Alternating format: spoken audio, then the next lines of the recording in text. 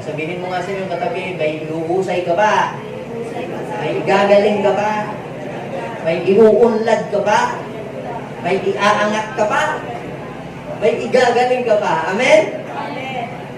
Sabihin mo nga sa iyong katabi, let's grow to the maximum level.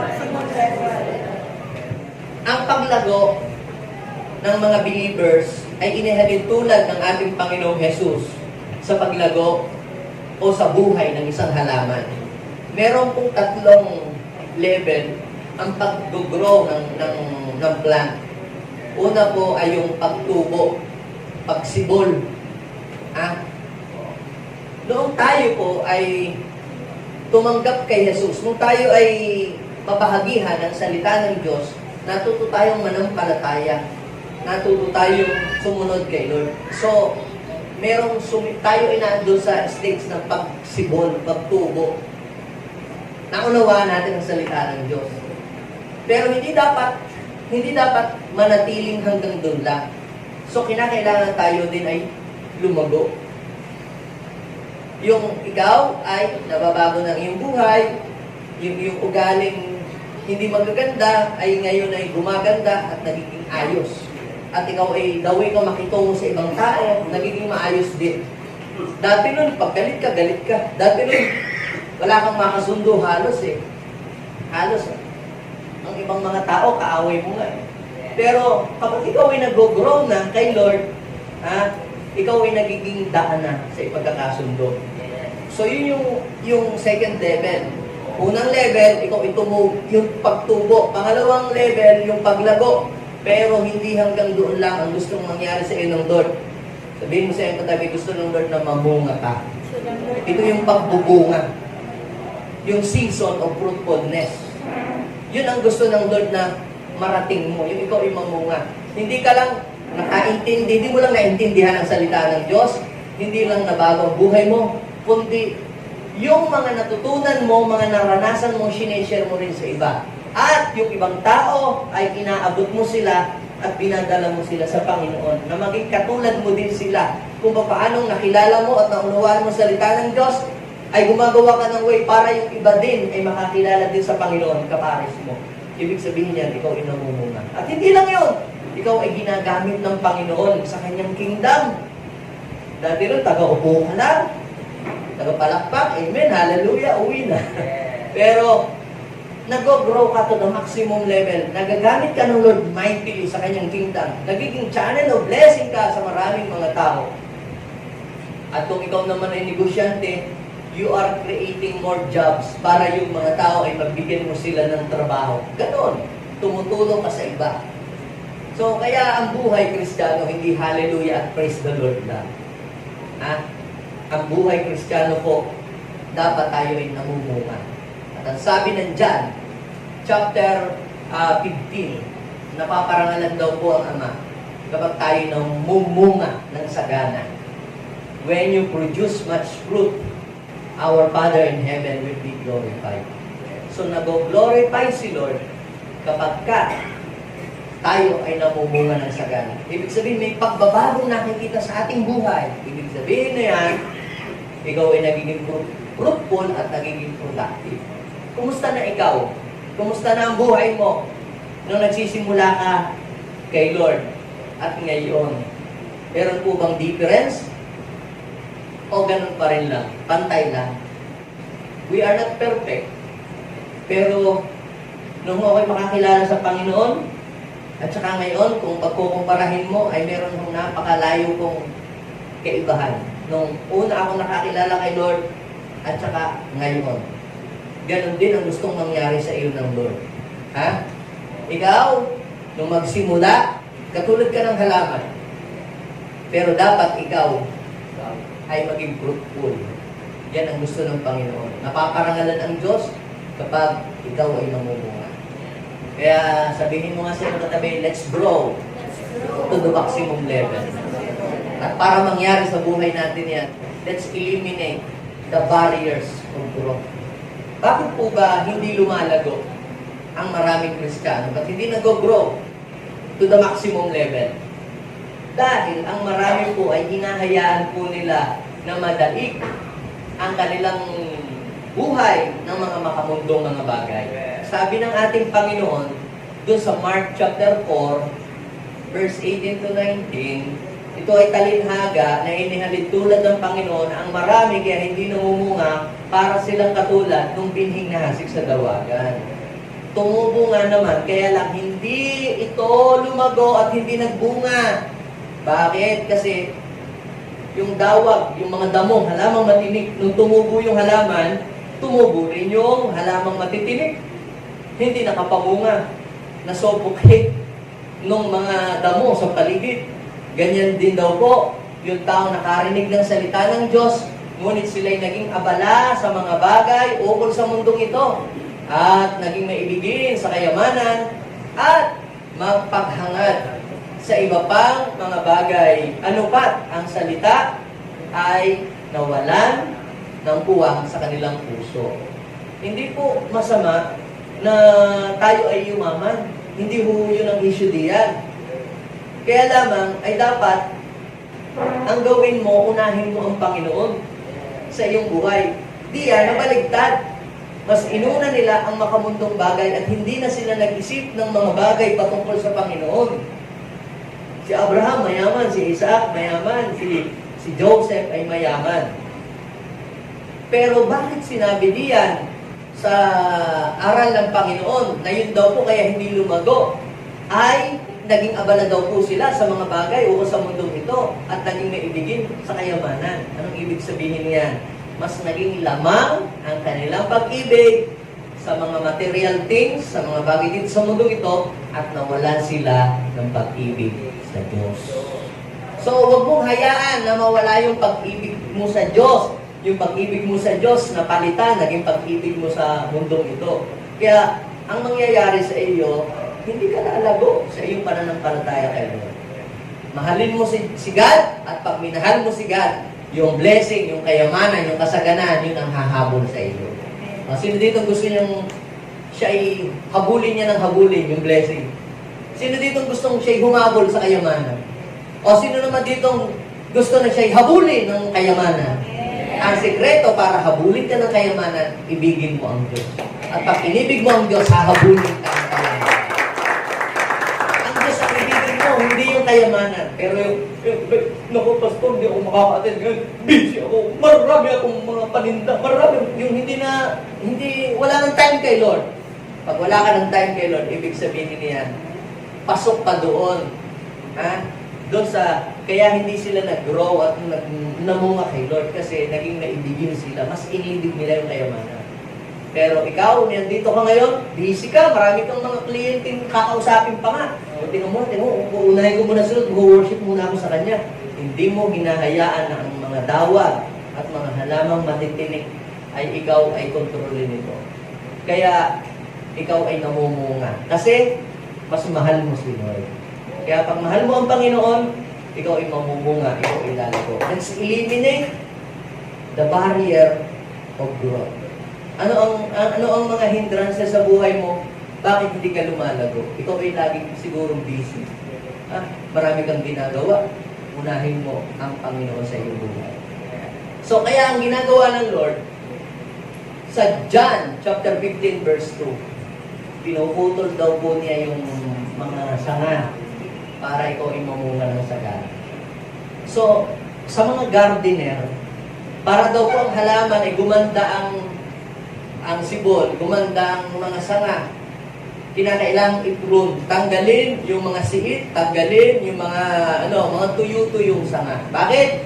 Kasi yung mga tuyong sanga, pwede niyang kainin yung sustansya ng halaman, kaya hindi siya nag-grow. Kaya ang gagawin ng gardener, tatanggalin yung mga siit-siit, para yung halaman ay walang maging kaagaw doon sa sustansya para siya mamunga. Kaya sabi ng Lord, inaalis niya ang bawat sangang hindi namumunga at Kanya naman pinuputulan at nililinis ang bawat sangang namumunga upang, anong mangyari? Mamunga ng sagana. Kaya tayo pinapadaan sa pagsubok. Pruning yan. May tinatanggal lang, may naalis si Lord. Minsan kahit ang ganda-ganda ng ginagawa mo, ikaw ay nasisermonan, napapagalitan ka pa. Ako na nga yung gumagawa. Ako nga ang kumikilos. Ako ang napapagalitan. sometimes the Lord is allowing those things para mas lalo pa tayong maging fruitful at mas lalo tayong maging productive ang buhay. So, ano pa ang kailangan natin? Para tayo mag-grow, kinakailangan po dito unstoppable learning. Sabihin natin, unstoppable learning. When you stop learning, you stop growing. Sabi po ni King Solomon sa Ecclesiastes chapter 12 verse 12, hindi matitigil ang paggawa ng iba't ibang aklat at ang labis na pag-aaral ay pahirap sa katawan. Kung gusto mong matuto, meron pong price ito. Kinakailangan mo ng self-discipline. Sabihin natin, self-discipline. Self-discipline. Tingnan ninyo po, bakit kaunti lang ang doktor? Kasi mahirap ang mag-doktor. Di ba?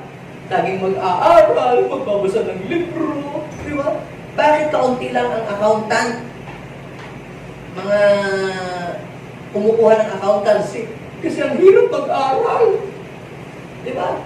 Daming mga computation. Maraming mga librong babasahin. Bakit konti lang ang architect? Bakit konti lang ang engineer? Mas marami tambay. Kasi ang pag-aaral, pahirap sa katawan eh. Gusto mong umunlad, you must pay the price. Magbabasa ka. Kahit kaunti lang yung mga speakers, kahit kaunti lang sila. Dahil po, kung ikaw ay gusto mong maging magaling kang speaker, motivational speaker, kailangan mo magbasa ng magbasa. At ang pagbabasa, boring niya. Yung iba nagsuswimming, napunta sa beach, nagliliwaliw, ikaw ba magbabasa pa? Pinahihirapan mo yung sarili, dinidisiplina mo. Mahirap po yun. Yung magbasa, mahirap po yung magbasa. Oh. Alam niyo po, sa totoo lang, parang ang boring ng aking buhay. Yung iba nagsuswimming, nagbibig ako, nagbabasa, nagpe-pray.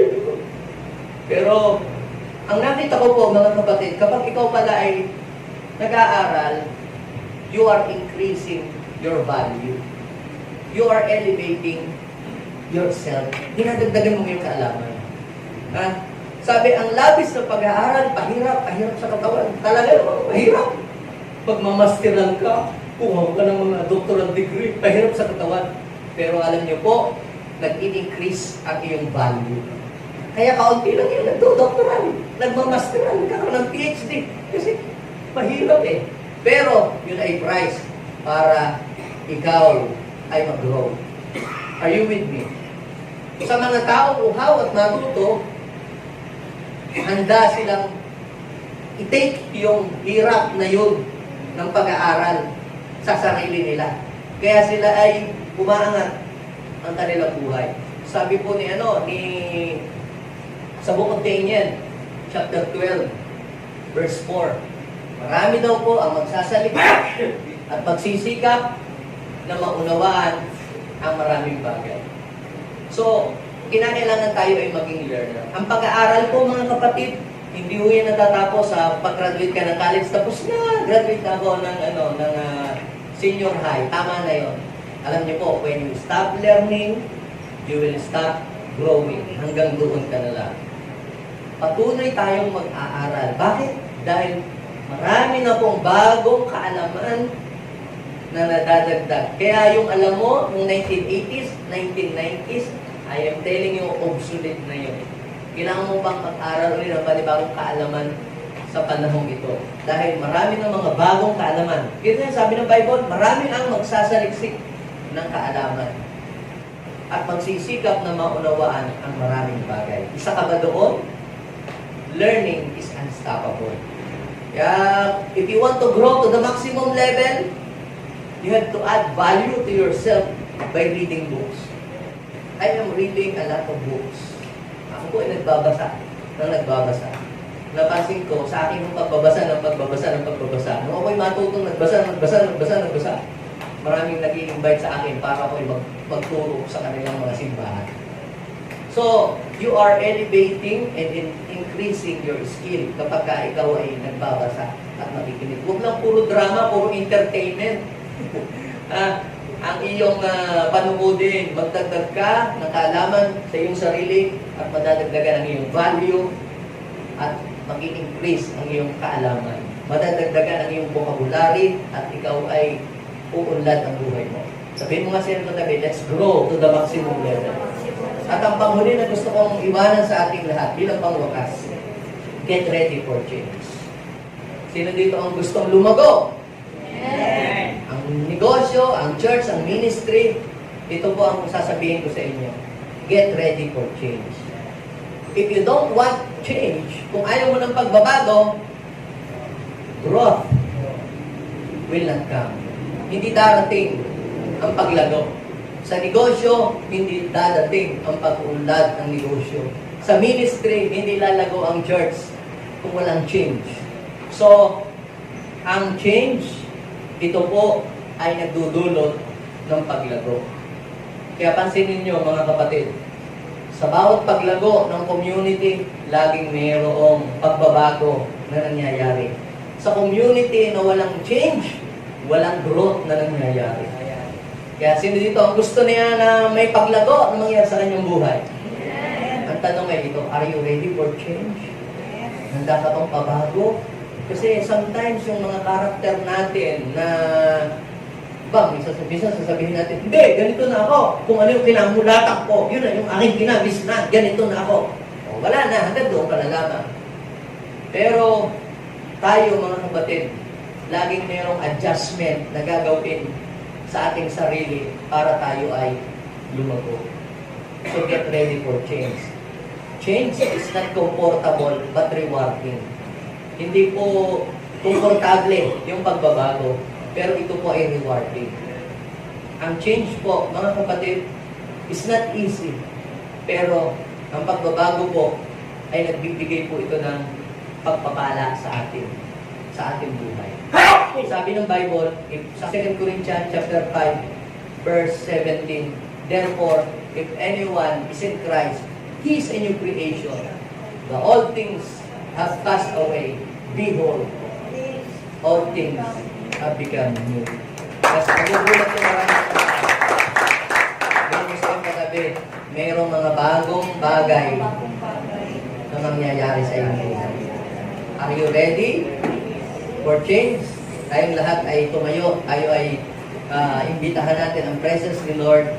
Let's desire na tayo ay lumago pa, na hindi tayo manatiling hanggang ganito lang. Lord, may ilalago pa ako. Marami ka pang pwedeng gawin.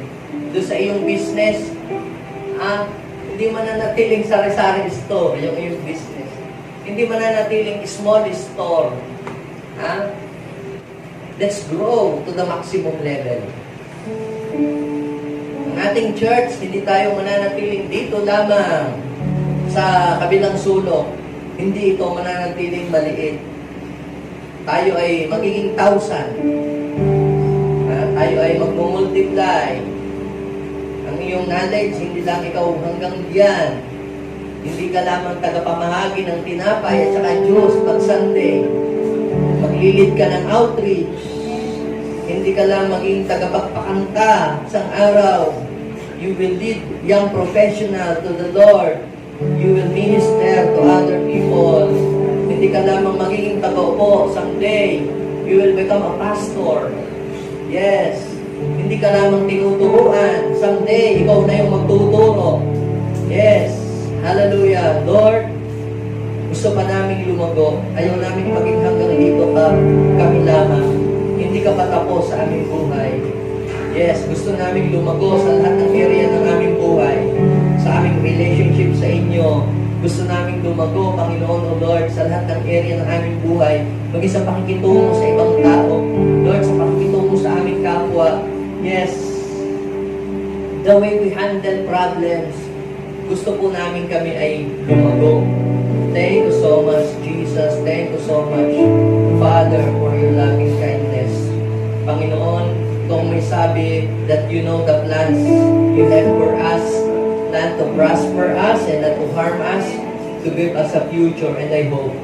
Gusto namin ma-reach, O God, yung place kung saan itinakda mo para sa amin. We want to grow more. We want to grow, O God. We want to grow until we become a better person. Until we become like you, Jesus. Maraming salamat. We give you praise and honor and thanksgiving, Lord.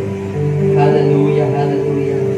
We ask the presence of God to strengthen us and help us to become mature in our faith, Lord. Yes, yes. Hindi kami mananatiling sanggol sa aming pananampalataya. Kami ay magmamature. Yes, at magiging matatag at magiging malawak ang aming pag-iisip hanggang sa kami maging pagpapala sa ibang tao, Panginoon. Yes, pwede bang ilagay natin ating kamay sa ating puso, tayo ay manalangin. Sabihin natin, Panginoong Jesus, maraming salamat po dahil ako'y pinili mo sa dinami-dami ng tao dito sa mundo. Isa ako sa tinubos mo at binigyan ng pagkakataon na makilala ka. Panginoong Jesus, tulungan niyo po ako na umunlad at lumago ang pananampalataya sa inyo. Baguhin mo po ang aking mga ugali, ang aking salita, ang aking buhay. Nais ko pa kong lumago hanggang sa maging katulad mo. Gawin mo akong pagpapala sa iba mula sa oras na ito. This is my prayer in Jesus' name. Amen. Ito na lang ang dadasal. Lord, bless niyo po ang iyong mga anak sa lugar na ito. Hinihiling ko na lalago ang mga JA1 people. They will become a blessing to other people, Lord God. They will become at the top and not at the bottom. They will become a blesser and not a borrower. They will become a head and not a tail in Jesus' name. Lord, I declare open heaven sa kanilang buhay. I declare God's abundance be upon them. Yes, they will reach their full potential, Panginoon. At tanggapin nila kung anuman ang kanilang mga pangarap sa kanilang buhay. Ito'y mangyari in Jesus' name. Amen. Amen. Lord.